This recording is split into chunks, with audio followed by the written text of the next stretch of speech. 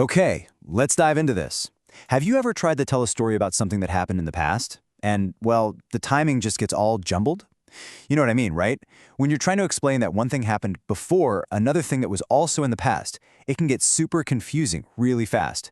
But what if I told you there's a simple, kind of elegant tool in English that solves this exact problem? So, let's set up a classic timing puzzle.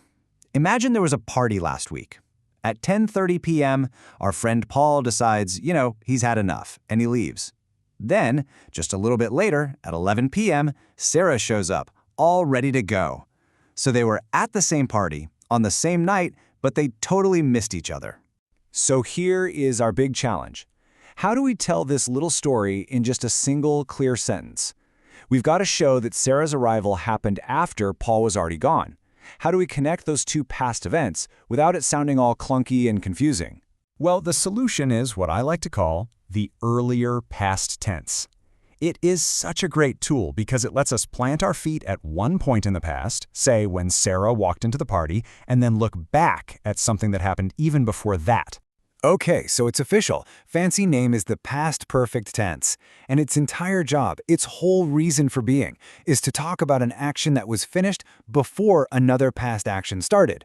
And honestly, the easiest way to think about it is with this one little phrase. It's the past before the past. And you know the best part? The formula is so simple. It's just the word had plus the past participle of a verb. Words like gone, seen, or finished. That is it. No tricky rules to memorize, just had plus your main verb. Super straightforward. So, let's go back and solve our little party puzzle. Using the past perfect, the sentence becomes absolutely crystal clear. When Sarah arrived at the party, Paul had already gone home. See how clean that is? Sarah arriving is our main past event, and Paul leaving? That's our earlier past. Problem solved. So the real trick is knowing when to use this versus just the good old simple past tense. And honestly, it all just comes down to the timing, the sequence of events. And when you see them side by side, it becomes really obvious. Just look at this. The question is the same on both sides. Was Tom there when you arrived? Now on the left, with the past simple, the answer is yes, but he left soon afterwards. This means I got there and then Tom left. Simple. But now look at the right. Using the past perfect, the answer is no, he had already left. This completely flips the timeline. It means Tom was gone before I even walked in the door. A tiny change in the verb tells a totally different story. And here's another really important distinction. You might be familiar with the present perfect, which uses have or has. That connects the past to right now. So the house is dirty now because they haven't cleaned it. But the past perfect, our new friend, connects a past event to another moment in the past. The house was dirty back then because they hadn't cleaned it in the weeks leading up to that point. The entire story is happening in the past. Okay, theory's great, but let's put this all together. We're going to do a few quick-fire examples so you can really see how this tense adds depth and, more importantly, clarity to all kinds of different situations. All right, so picture this. You're on an airplane, and the people in the seats next to you, they're just clearly nervous. That's our main past situation. They were nervous. But why? And here's our earlier past to the rescue. It gives us the reason.